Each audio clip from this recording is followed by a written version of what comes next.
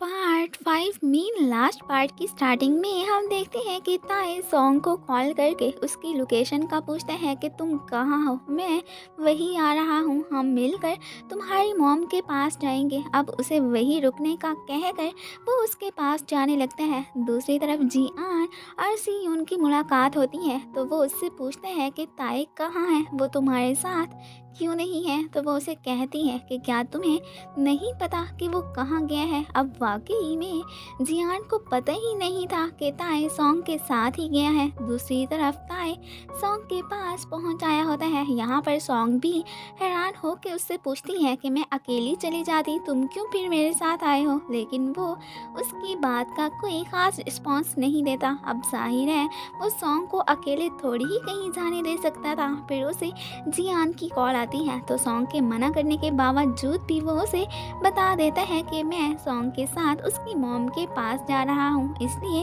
तुम उसके लिए परेशान ना होना। अब जियान को इन दोनों का मिलकर जाना अच्छा तो नहीं लगता, लेकिन फिर भी वो ताई को इस बारे में कुछ नहीं कहता। फिर उस प्लेस पर जाते हुए सॉन्ग सो जाती है तो तब ताई उसका सर बड़े प्यार से अपने शोल्डर पर रख देता है। आखिरकार ये लोग फिर उस प्लेस पर पहुंच ही आते हैं। यहाँ पर सॉन्ग जब अपनी मॉम को देखने लगती है तो तब ताए उसे मॉम को देखने नहीं देता और फिर वो तो उसकी आइज़ पे भी अपना हैंड रख देता है। लेकिन फिर भी सॉन्ग उसका हाथ साइड पे करके देख ही लेती है कि उसकी मॉम तो बड़े मज़े से एक आदमी के साथ फिर रही होती हैं जो कि उनका हस्बैंड था। मीन उसकी मॉम ने दूसरी शादी कर ली हुई थी। ये देखकर तो सॉन्ग का दिल ही बुरा हो जाता है और वो ताए पे गुस्सा करने लगती है कि तुम्हें पता था कि मेरी मॉम दूसरी शादी कर चुकी है तो फिर तुमने मुझे बताया क्यों नहीं। और ये कहकर वो इमोशनल हो जाती है तो फिर ताए उसे तसल्ली देता है। एक्चुअली ताए को डैड के थ्रू उसकी मॉम की शादी का पता चल गया था, इसलिए वो परेशान होकर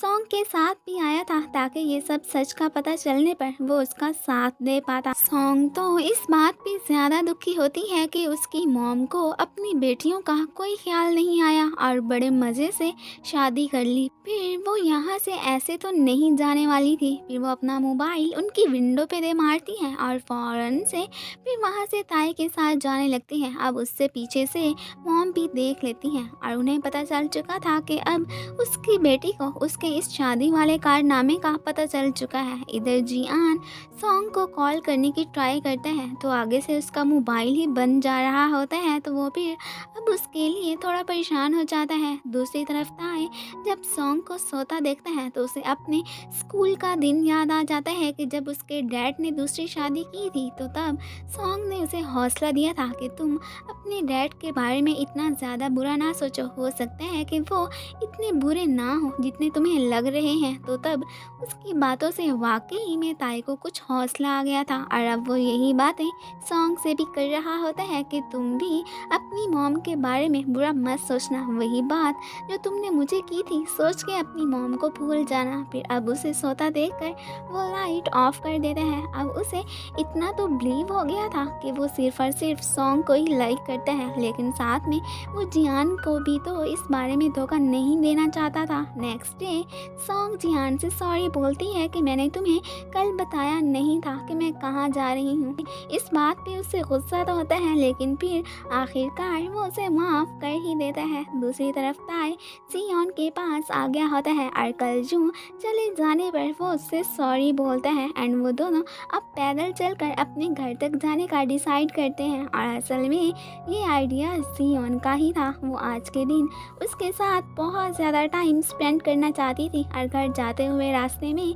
वो दोनों एक साथ में खूब मस्ती भी करते हैं एंड आखिरकार वो लोग फिर घर पहुंच ही आते हैं। यहाँ पर सियोन उसे कहती है कि मुझे पता है कि तुम सॉन्ग से ही लव करते हो, इसलिए अब शायद हम दोनों एक साथ में नहीं रह पाएंगे। और वो खुद ही फिर उससे ब्रेकअप कर लेती है और घर के अंदर जाकर वो इस बात पे बहुत इमोशनल हो जाती है, लेकिन इसके अलावा वो और कुछ कर भी तो नहीं सकती थी। और उसके ब्रेकअप करने पर ताई भी काफ़ी सैड होता है और वो घर जाकर इस बारे में सॉन्ग को भी बताता है। लेकिन जब वो उसे सियोन से ब्रेकअप करने का रीज़न पूछती है तो वो फिर उसे कोई वजह नहीं बताता, बल्कि उल्टा उस पे ही गुस्सा कर देता है और फिर बाहर आकर काफ़ी ड्रिंक करने लगता है और ख़ुद को कोसने भी लगता है कि मैंने ना तो सियोन के साथ अच्छा किया है और ना ही जियान के साथ। आखिर में सॉन्ग को लाइक करना क्यों नहीं बंद कर देता और इस बात से परेशान होकर वो ज़ोर ज़ोर से चिल्लाता भी है, लेकिन अब चिल्लाने का भी तो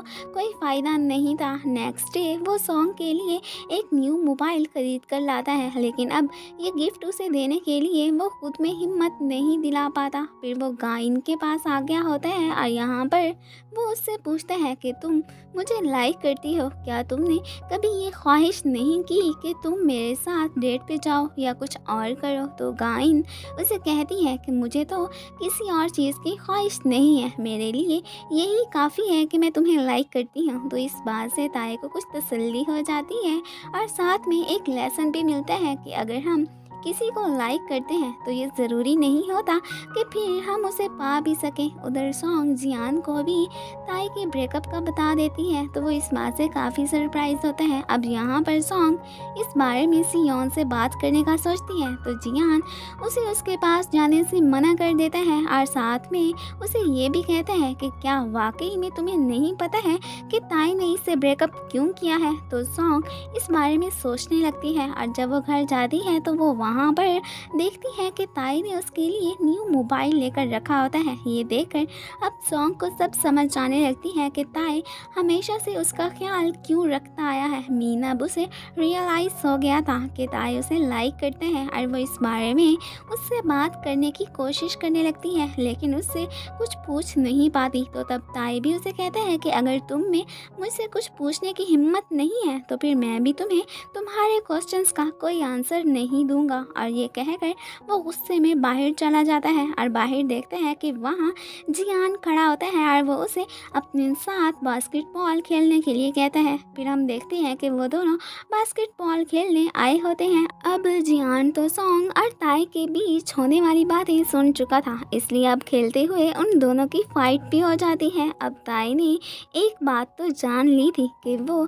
जियान से कभी नहीं जीत सकता, इसलिए उसने अपने अंदर की फीलिंग्स को दबाकर सिर्फ और सिर्फ अपनी फ्रेंडशिप को ही चूज़ किया था। अब हुन को भी इनके बीच होने वाली फ़ाइट का पता चल गया था, लेकिन उसके पूछने पर कोई भी उसे फाइट करने का रीज़न नहीं बताता। उधर सॉन्ग को भी जियान बता देता है कि मेरी और ताई की फ़ाइट हुई है, लेकिन साथ में उसे ये भी कहते हैं कि बस ये लास्ट टाइम थी, अब हम दोनों की कोई भी फाइट नहीं होगी। अब वो सारे फ्रेंड्स एक प्लेस पर इकट्ठे हो जाते हैं और यहाँ पर जियान उसे चोट पर मेडिसिन लगाने के लिए भी देता है, जो बाद में गाइन उसे लगाती है और साथ में उसे ये भी कहती है कि तुम्हें जो काम करने में सुकून मिलता है ना, तुम वही करना। तो उसकी बात ताई अच्छे से समझ जाता है कि उसके लव से ज़्यादा इम्पोर्टेंट फ्रेंडशिप है, इसलिए वो जियान से अपनी फ्रेंडशिप तो ख़राब नहीं कर सकता था। सो वो अपने फर्स्ट लव को गुड बाय कह देता है। ये सारे फ्रेंड्स मिलकर फिर खूब ड्रिंक करते हैं और बाद में ताई सॉन्ग की आइज़ क्लोज करके उसे कहता है कि तुम ये ना सोचना कि मैं तुमसे लव करता हूँ, और उसे ये कहता हुआ वहाँ से चला जाता है कि मुझे तुम अच्छी नहीं लगती हो। और ये बातें वो अपने दिल पर पत्थर रख कर ही उसे कहता है। फिर रात को सॉन्ग देखती है कि ताई लैपटॉप पर एक काम कर रहा होता है और असल में ताई अपने लिए एक जॉब ढूंढ रहा होता है। वो फिर अपना सामान पैक करके अपने फ्रेंड्स को गुड बाय कहकर वहाँ से चला जाता है। जब वो स्टेशन पर पहुँचते हैं तो आगे से जियान उसे देख रहा होता है और वो उसे गुड बाय कहने ही आया था। उसे ताई के डैड के थ्रू उसके जाने का पता चल गया था और अब उससे मिलने आया हुआ था। ताई उसे देखकर बहुत खुश होता है। फिर थोड़ी देर बातें करने के बाद वो वहाँ से चला जाता है और साथ में उसे एक पिक भी दिखाते हैं कि ये देखो मैं अपने फ्रेंड्स की पिक साथ लेकर जा रहा हूँ। तो इस बात पर जियान स्माइल करने लगता है। अब उस रात ताई को जाते हुए ना सिर्फ सॉन्ग ने देखा था, बल्कि हुन, गाइन और जियान ने भी देख लिया था और वो सारे उसे गुड बाय कहने आ गए होते हैं। उसके जाने के बाद सारे फ्रेंड्स उसे बहुत मिस करते हैं, उसके बगैर तो उनकी लाइफ ही फीकी पड़ जाती है। अब सॉन्ग उसके लिए एक रोज़ाना लेटर लिखा करती थी, लेकिन भेजती नहीं थी। एंड ये लिखते हुए वो याद करने लगती है कि जब ताई को वो लास्ट टाइम गुड बाय कहने गए थे तो तब सब फ्रेंड्स ने मिलकर ये प्रॉमिस किया था कि हम अब 23 इयर्स के होकर ही मिलेंगे। और इसी के साथ ही ये ड्रामा ख़त्म हो जाता है। Thanks for watching and guys, मुझे तो इस ड्रामे की एंडिंग एकदम परफेक्ट लगी है। आप लोगों को कैसी लगी मुझे कमेंट करके ज़रूर बताइएगा। Thank you.